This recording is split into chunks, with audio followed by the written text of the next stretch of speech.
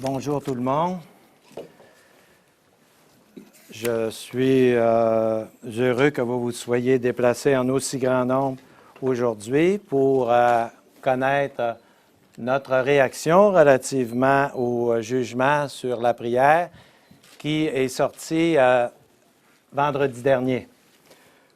Alors, vous me permettrez de faire un petit rappel des événements qui ont précédé ce jugement-là. D'abord, en 1997, je me fais élire pour la première fois. Dans ce moment-là, la ville s'appelait Chicoutimi.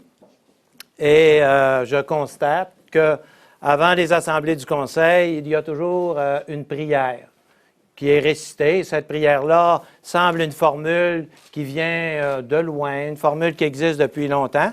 Et je constate également que dans la salle du conseil, il y a un petit Sacré-Cœur qui a peut-être 1,5 pied de haut, qui est juché en haut de la salle.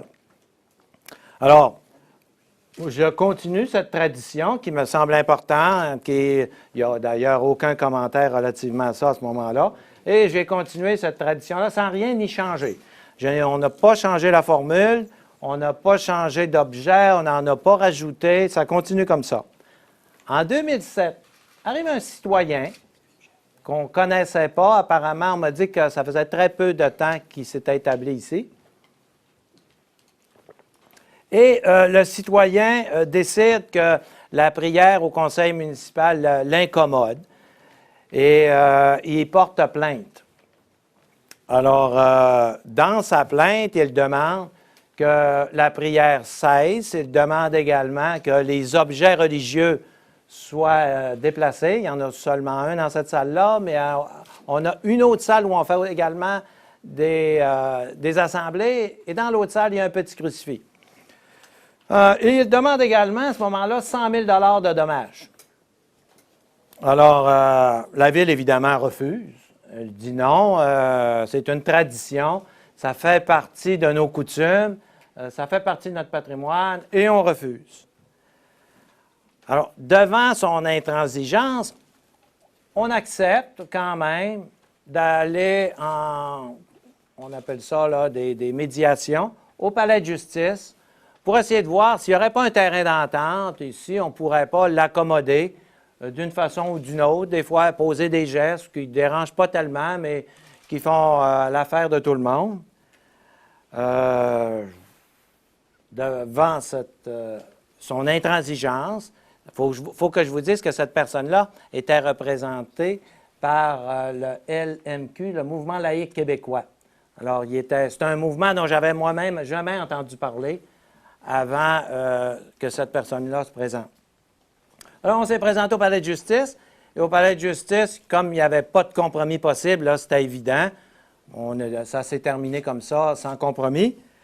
Mais nous, en arrivant ici, on s'est dit, on va faire quand même des modifications. J'avais quand même entendu ces revendications, puis je m'étais dit, peut-être que si on fait certaines modifications, il va cesser ses plaintes puis ses menaces de poursuite. Alors, d'abord, on a modifié la prière, on s'est adapté à une prière qui avait subi l'épreuve des tribunaux en Ontario, qui avait à peu près la même longueur, 20 secondes. Bon, elle était à peu près semblable, même que moi, je la trouvais encore plus belle. Prière qui avait été acceptée partout en Ontario, les tribunaux l'acceptaient. Alors, on a changé donc la formule de la prière, et également, cette personne-là se disait indisposée parce que la prière se faisait au début de l'Assemblée. On a dit, attends, on va faire en sorte que créer une ambiance au début des assemblées pour que les personnes puissent entrer, sortir, il y a des personnes qui sont honorées au début, et un peu plus tard, on débutera la prière. Comme ça, il y a une circulation normale qui va se faire avant l'Assemblée. Puis, si quelqu'un ne veut pas être présent lors de la prière, ça ne paraîtra pas. L'Assemblée va commencer au moins 2 minutes plus tard que après la récitation de la prière. Donc, ça va permettre à tout le monde, ça va accommoder, peut-être qu'il va accepter ça. Et également, je demandais, moi, aux gens, debout pour la prière, au début de l'Assemblée. On dit, on va arrêter ça. Les gens resteront assis. S'il y en a qui veulent se lever, ils se lèveront. Mais il n'y aura pas d'appel de la part du maire de se lever. Mais ça n'a donné aucune réaction, ça n'a absolument rien changé. M. Simoneau, là, qui est un membre du Mouvement laïque québécois, ça ne changeait absolument rien, il ne semblait aucunement satisfait de ces démarches. Alors, nous avons donc entamé un procès qui a été long et qui a été coûteux. On est rendu à près de 60 000 de frais, à peu près 30 000 d'experts, 30 000 d'avocats, parce qu'il a fallu faire venir des experts de Montréal. Moi, j'aurais cru qu'un procès comme celui-là, on allait régler ça dans l'espace d'une journée, mais ça ne finissait plus. Mais on pensait quand même que le juge nous donnerait raison. Alors, vous connaissez la suite. Le juge nous a demandé d'arrêter de prier, arrêter la prière au début des assemblées, de faire disparaître les objets religieux. Je dois vous souligner là-dessus qu'une des premières demandes quand on est arrivé au palais de justice, ça a été une demande de la part de l'avocat de M. Simoneau de bien vouloir décrocher le crucifix qui était au mur depuis je ne sais pas combien de temps dans la salle des délibérations. Et Mme la juge a immédiatement accepté, elle a placé le crucifix par terre immédiatement. Je ne sais pas si elle aurait accepté, si je lui avais demandé d'en placer un, mais elle a accepté de décrocher le crucifix. Ça m'a donné une impression que le procès serait peut-être un peu plus difficile que prévu.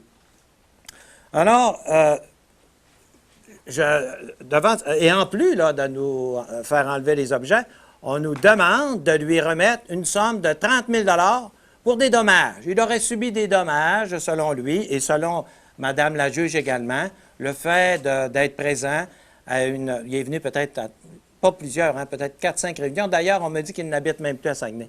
Alors, il est venu à quelques réunions, peut-être 4, peut-être 5, je ne sais pas, mais il dit que ça lui a causé des dommages, et puis 30 000 Une chance qu'il n'est pas venu à toutes les assemblées. 4 ou 5, c'est 30 000 Alors, devant cette situation-là, écoutez, on ne peut pas l'accepter. Vous savez qu'on doit respecter quand même ce qu'un juge peut passer comme commentaire. Notre système est fait comme ça. Mais on ne peut pas l'accepter. C'est probablement, là, dans l'histoire du monde, la première fois qu'un maire, d'abord, est arrêté de faire la prière et est puni pour avoir fait une prière. Surtout que la prière, c'est dans la religion de 90 de ses citoyens. Alors, dans l'histoire du monde, là, on a vérifié pour le fun, mais on vous avait beau vérifier. Ça ne s'est jamais vu, ça, ni dans les temps antiques, ni au Moyen Âge, ça ne s'est jamais vu. Un maire qui est puni pour avoir dit une prière. Alors, devant ça, on a donc décidé d'aller en appel. Alors, l'exécutif s'est réuni et j'ai parlé au président d'arrondissement et on a décidé d'aller en appel. Ce qu'il y a de particulier, c'est que les frais juridiques relatifs à l'appel, à partir de maintenant, ne seront plus payés par la Ville, ne seront plus payés par les citoyens. Ils seront payés par des dons. Alors, je fais tout de suite la demande pour que des personnes qui croient en nos valeurs nous fassent parvenir des dons, des chèques payables à l'ordre de Ville de Saguenay. Sur le site Internet, on vous donne suffisamment d'explications. Vous avez un tableau ici qui décrit, on a un numéro sans frais qui est le 1-555-253-84-77. Et on va avoir quelqu'un jusqu'à 9 h du soir qui va répondre à ce numéro-là. Le numéro de la Ville, 698-3000, précédé du 418. Poste 1010. Alors, on va être... Puis les gens peuvent faire parvenir directement par Internet des dons également pour couvrir ces frais-là. Écoutez, on considère que la prière, comme les objets religieux, ce sont des legs. J'aurais aimé qu'on fasse une démarche semblable envers les Autochtones. Je vous le dis, les Autochtones, là, je les admire. Ça, ce sont des gens admirables. Ils se font respecter. Quand ils sont allés à Radio-Canada, dernièrement, à l'ouverture, faire une prière à Saguenay, peux-tu vous dire que le personnel de Radio-Canada a été poli et que tous les invités ont été très polis et avec respect? C'est ça, le respect. Les Autochtones se sont fait respecter, comme les autres religions, un peu partout, se font respecter, surtout quand c'est dans notre pays. Ici, on dirait que les accommodements raisonnables, c'est bon, en autant que ce n'est pas en faveur des catholiques. En faveur des autres, les accommodements raisonnables, il faut être respectueux pour les autres, sauf envers nous-mêmes. Alors, on est très déçus. C'est le vœu, je le répète, d'une seule personne.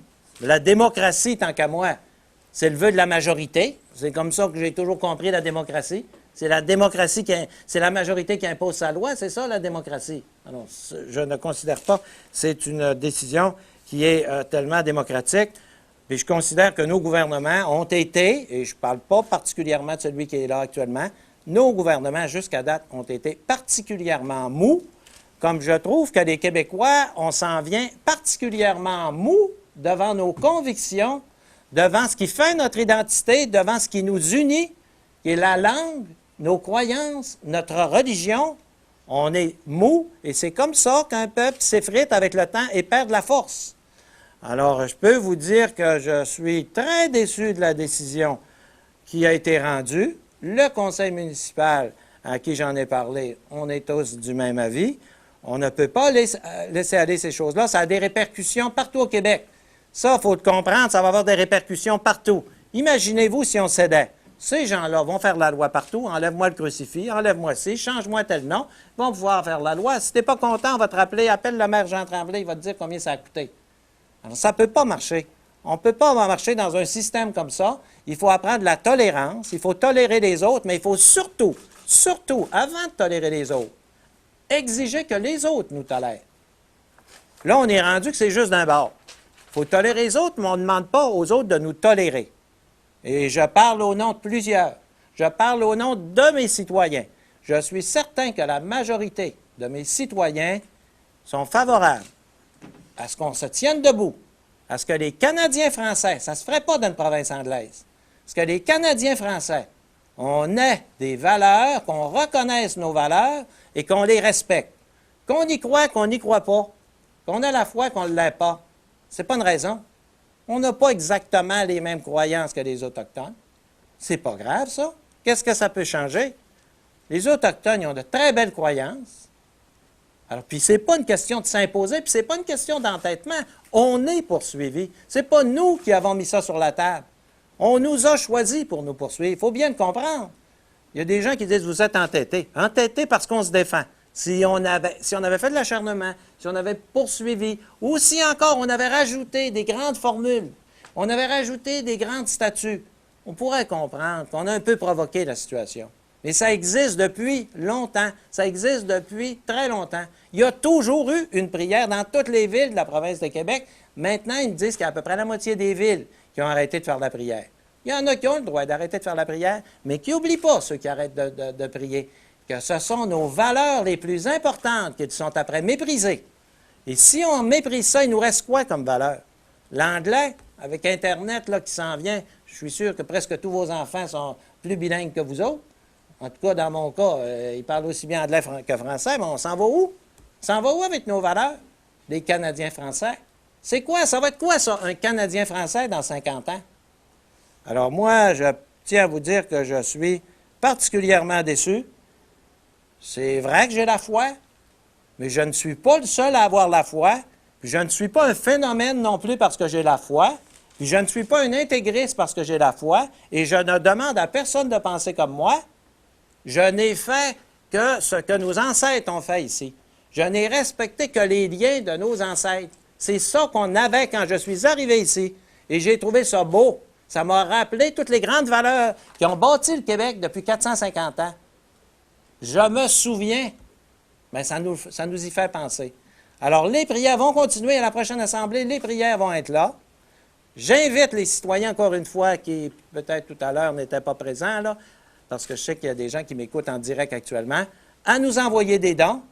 Et les dons qui vont être envoyés ici vont payer les frais juridiques à partir de maintenant, pas les frais passés, les frais juridiques seulement à partir de maintenant, jusqu'à ce que la cause soit éteinte.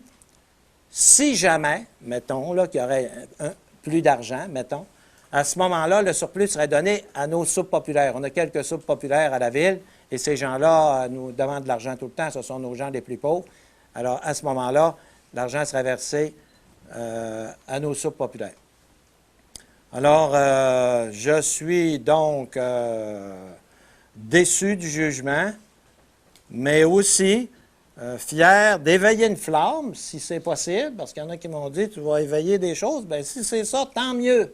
Je veux en éveiller une flamme, parce que là, la flamme est pas mal éteinte. Puis quand on n'a plus de flamme, quand nos valeurs sont après s'effriter, tu sais, je lisais dans le journal il y a à peu près 2 semaines, 13 millions de pilules antidépresseurs au Québec, des prescriptions, pas des pilules, excusez-moi, des prescriptions, 13 millions.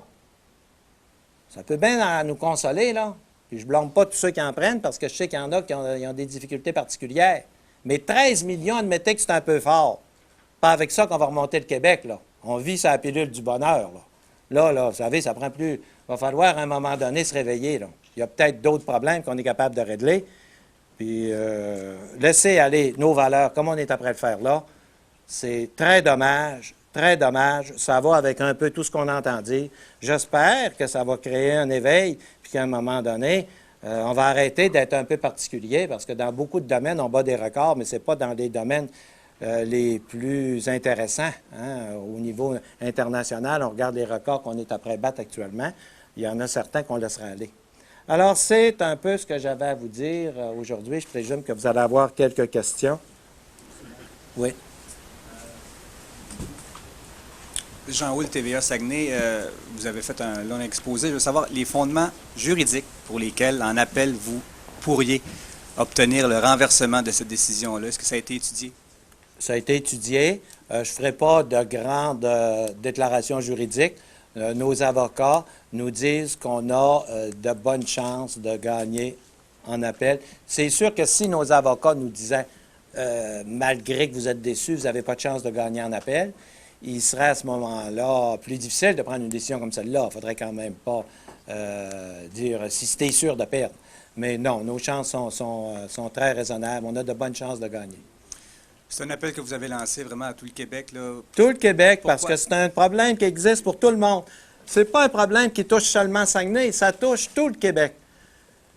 Il y a beaucoup de gens, puis d'ailleurs, j'ai beaucoup de téléphones, on reçoit des courriels d'une façon régulière de gens qui nous encouragent à aller plus loin. C'est pas seulement pour ça qu'on le fait, mais c'est toujours agréable de recevoir des courriels dans ce sens-là. Mais ces gens-là, ils tiennent à ce que ça se fasse, puis il y a des gens de partout qui vont désirer contribuer financièrement à ce qu'on gagne là-dedans. Il y a la moitié des villes. Dites-vous que si on laisse tomber, là, la moitié des villes, il faut qu'ils arrêtent demain matin. Là, parce que le mouvement laïque québécois va se promener partout. Si vous n'arrêtez pas, là, regardez ce qui s'est passé à Saguenay. Alors non, il faut continuer. Oui. Monsieur le maire Frédéric Tremblay, Radio-Canada, avez-vous eu du support ou des appels téléphoniques de vos confrères, d'autres maires ou des politiciens ailleurs au Québec suite à la décision rendue la semaine passée? Publiquement, officiellement, non. Non. J'ai pas eu de... J'ai eu beaucoup d'appui, ça, je vais vous le dire, des courriels, on a eu.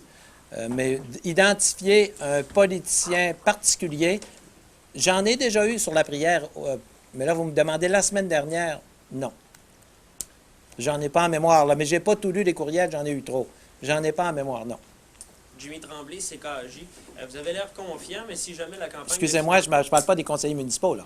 On parle des autres villes.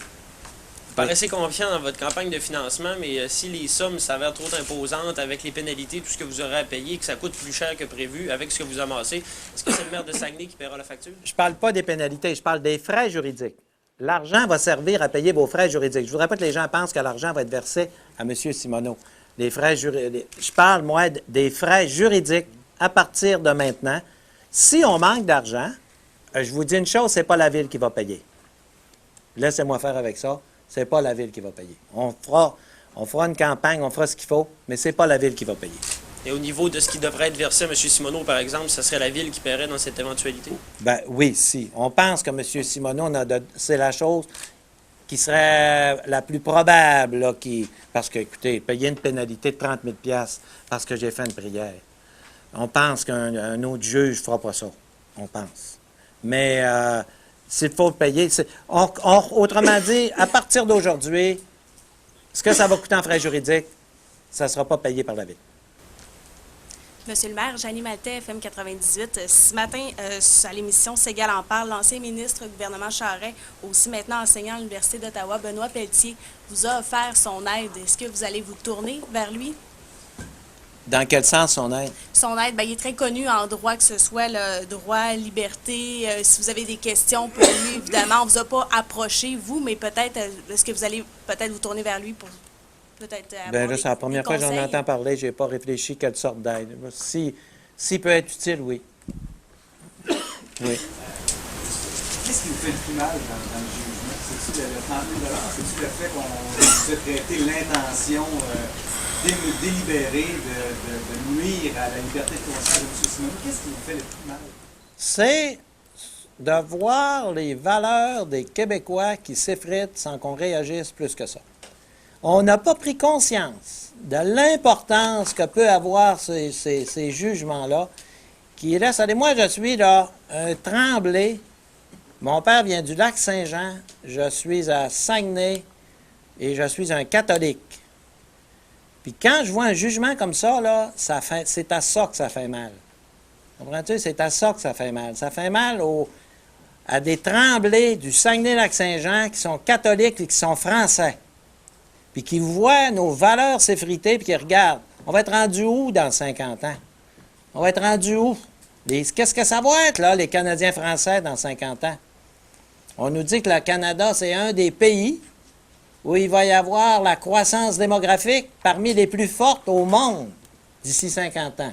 Parmi les plus fortes au monde, per capita. Mais vont être où les Canadiens français dans ça? La population du Québec est réduite régulièrement par rapport au reste du Canada. Et celle du Saguenay-Lac-Saint-Jean ne s'accroît pas. Alors, moi, la présence des Canadiens français, mais la présence des Canadiens français en Amérique, mais avec des valeurs, il faut que ça veuille dire quelque chose. Ça faut que ça veuille dire quelque chose, les Canadiens français. C'est beau, des humoristes, du sport, c'est correct, ça fait partie de la vie, il faut en avoir, il faut s'amuser, je comprends. Mais pour moi, là, un Canadien français, c'est pas seulement un humoriste, là. C'est quelqu'un qui a des valeurs profondes. Puis ça fait partie de nos valeurs les plus profondes. Puis c'est comme ça que j'ai été élevé. J'ai eu un père, j'ai eu une mère, j'ai eu des familles, j'ai été élevé comme ça et j'y crois à ces valeurs-là. Et je crois que c'est notre fil conducteur et c'est ça qui nous soutient. Mais actuellement, il est après s'effriter, puis on laisse tout aller ça, puis c'est tout du passé, puis ça n'a plus de valeur, puis il n'y a plus rien qui marche. Bon, tu lis le journal le lendemain, puis il y a 13 millions de pilules antidépresseurs. Il n'y a peut-être pas de lien, mais tu te dis, il s'en va où le Québec, là? Ça s'en va où, ça, le Québec, actuellement? Alors, c'est ça qui me fait peur, c'est ça qui me déçoit. C'est pas une chose plutôt qu'une autre. Enlever les objets. Écoutez, quand on s'est présenté en médiation, j'avais quand même l'idée de faire des compromis, je ne serais pas allé. Je ne vous dirai pas lesquels, là, pour pas que ça revienne, là, tu sais. Mais j'avais quand même l'idée de faire des compromis. Mais je me suis aperçu que peu importe les compromis, ce qu'on voulait chasser de là, c'était tout crucifix. Tout. Puis après, vous vous imaginez bien que s'ils réussissent à enlever le Sacré-Cœur et le crucifix, ils vont enlever bien d'autres choses, là. Bon, c'est le début, là. Écoutez, ils vont se promener, puis ils vont dire, nous autres, on va faire la loi à l'avenir. On a gagné devant une cause impossible. Monsieur le maire, Serge Lemelin, Journal Le Quotidien. Dans le jugement, comme dans le procès, est-ce que vous avez été étonné de voir qu'il y a un expert du mouvement laïque québécois qui a été admis, qui était l'ancien président du mouvement laïque québécois, et dont aujourd'hui, vous devez payer les frais, vous devez payer 3 500 $ pour l'expert, du moins la ville, pour l'expert, alors que c'était justement l'ancien président fondateur et qu'il avait initié des causes contre plusieurs municipalités et commissions scolaires. Est-ce que vous avez été étonné de ça? Étonné, c'est même pas le mot. Écoutez, vous êtes assez proche du milieu juridique, je vous vois souvent, je sais que vous suivez ça de près. Je suis sûr que vous-même, vous n'avez jamais vu ça. Vous n'avez jamais vu ça. C'est jamais vu. Là. Je vais payer les experts de l'autre. Pas juste les miens. Là. Coûtez 30 000 $ nos experts. Mais là, on va payer les autres. Et j'aimerais aussi savoir quelle est l'instance qui a pris la décision de porter en appel. Vous avez parlé tantôt qu'il y avait une réunion du comité exécutif. Est-ce que c'est une décision du comité exécutif Oui. par résolution? Oui, mais avec... Est-ce que le conseil va avoir à se prononcer à ce moment-là? Je ne sais pas s'il va se prononcer, mais je peux vous dire que tous les conseillers que j'ai vus à date, parce que les conseillers sont dans mon bureau tous les jours, là, puis on en parle depuis vendredi dernier, là. Et puis, c'est tous dans le même sens. Et hier, j'ai pris le temps de parler au président d'arrondissement pour qu'il parle à leurs membres, là, pour m'assurer qu'on avait l'accord de tout le monde. Monsieur Tremblay, Denis Lapierre, Radio-Canada. Une question sur un sondage qui a été réalisé dans les derniers jours. Plusieurs personnes ont reçu des appels. Est-ce que c'est un sondage qui a été initié par vous ou par la Ville là, pour connaître l'opinion de la population? Pas au courant de ça. D'accord. L'autre question, bon, vous tenez un discours identitaire important. On sait que parfois, ces discours-là peuvent avoir certains échos dans la population, mener à certaines dérives. On l'a vu ailleurs dans le monde. Est-ce que vous craignez, ou est-ce que vous ne craignez pas que ce que vous dites aujourd'hui puisse être utilisé ou interprété par d'autres pour aller plus loin et mener vers, par exemple, une certaine intolérance? Là? Je penserais pas, là. Je penserais pas. On n'est pas, justement, je voudrais surtout pas. Quelqu'un qui serait intolérant vers un autre, je serais le premier à intervenir, à dire, on ne peut pas prêcher, exiger de la tolérance envers nous et ne pas l'être envers les autres. Non, ça, la tolérance, on a bien trop peur pour rien, pour tout le monde, là. Un musulman, moi, que je vois passer dans la rue, là, il faut arrêter de penser que parce qu'il n'est pas habillé comme moi, il me dérange, là. Il ne dérange pas tant que ça, là. Il faut être tolérant. Alors, je ne pense pas que les Québécois, ils ne sont pas intolérants, sauf pour eux-mêmes. Puis ça, c'est tellement illogique. C'est tellement illogique de dire, pour moi-même, je ne suis pas tolérant. C'est comme si moi, dans ma rue, j'étais tolérant, j'avais un comportement différent pour les enfants. Je serais plus gentil pour les enfants de mes voisins que pour les miens. Mais ça ne marche pas, là. À un moment donné, il faut comme Québécois, il faut être fier de ce qu'on est. Moi, là, hein, je suis très fier de ça, là. Quand je vous dis que mon père vient du Lac-Saint-Jean, que je viens du Saguenay, que j'ai même ma carte de métis dans mes poches, je suis moi-même un métis. C'est peut-être ça qui me rend différent, je ne sais pas. Mais le fait d'être un Tremblay catholique, ça fait partie, c'est ma culture. Puis je me dis, c'est comme ça qu'on va bâtir le Québec. Puis ça, là, c'est pas contre les Anglais ou au contraire, vous le savez, sinon, au contraire, je suis très heureux hein, de rencontrer des Anglais, que mes deux sœurs demeurent en Ontario, tout ça. Mais je suis un Québécois français, puis c'est important. Mais comment l'aide s'il n'y a plus rien qui me soutient? Il n'y a plus rien qui me soutient. Bon. Je suis comme les autres, je parle anglais, puis je vais sur Internet, puis je lis des livres en anglais. Ça, oui, c'est sûr. Mais je n'ai pas à renier le fait que je suis un Canadien français catholique. Puis ça nous manque, je ne le sais pas. Puis c'est ça qui fait que le Québec, là, on est amorphe. On dirait qu'on n'a pas d'énergie. Puis je regarde les politiciens, ils n'ont pas d'énergie. Ils n'ont pas cette énergie de dire on va se bâtir un Québec. On est endetté. On va chercher, on survit grâce à la péréquation des autres provinces. Mais là, à un moment donné, on est bons, les Québécois. Quand on a été chercher en Europe une compagnie d'aviation il y a un mois, puis qu'on l'a obtenu, mais on est arrivé là avec conviction. On a dit non, on n'est pas aussi bon que les autres. On est meilleur que les autres. Quand on a été chercher le CHEM en Oslo, on avait 65 villes. On est bon. On est bon. Pourquoi on est bon? On est des Canadiens français, on est des bons travailleurs, puis on est bon. On dirait que depuis un certain temps, là, je ne sais pas ce qui se passe, on manque d'énergie, puis nos croyances, tout ce qu'on a, on laisse tomber ça. Regardez n'importe quel pays qui marche, qui soutient, qui est fort, qui progresse, il protège ses croyances. Monsieur le maire, vous avez accusé le gouvernement d'être un peu mou dans cette histoire. Justement, quelle est, selon vous, la responsabilité du politique dans tout ce débat depuis 2007 et ce qui se passe au Québec également? Bien, c'est sûr qu'il devrait être plus énergique que ça. Pas seulement depuis 2007, là. Ça fait longtemps, là, depuis 1960. Je ne voudrais pas faire de particularité d'un gouvernement ou un autre. Là. Depuis 1960 que ça dure, d'ailleurs, il y a des courbes qui nous démontrent que depuis 1960, le Québec, là, la population puis l'économie par rapport aux autres provinces, là, ça ne s'améliore pas. Mais qu'est-ce que vous aimeriez voir des gouvernements? Je ne veux pas tomber sur l'affaire. On va parler des accommodements raisonnables. J'aurai une autre occasion. Si vous voulez venir avec moi, je serai à Saint-Félicien pour une conférence jeudi prochain. Je vais en parler de ça. Monsieur le maire, concernant la campagne de souscription, comme la ville est publique, avez-vous rendu public les montants et les donateurs? Oui. Bien, les donateurs, ça a l'air qu'il y en a qui veulent ça que ce soit anonyme. Je ne sais pas ça. Mais on va faire ce que la loi nous oblige de faire. Sans doute les montants puis les donateurs. Il y en a un qui a dit, j'en parlais, il dit, moi, j'étais à 1 000 $, puis il dit, c'est anonyme. Je ne sais pas si on a même le droit de faire ça. Ils veulent installer des petites boîtes un peu partout aussi pour mettre des 20 $. Bon, mais là, c'est sûr qu'on n'aura pas le nom de tout le monde. Mais moi, je voudrais qu'on mette les noms des donateurs puis les noms de tout le monde. Là. Bon, oui. Mais le montant, c'est essentiel. De mettre les montants qu'on a perçus. Ça, c'est impossible de ne pas dire le montant. Alors, ça m'a fait plaisir de vous accueillir.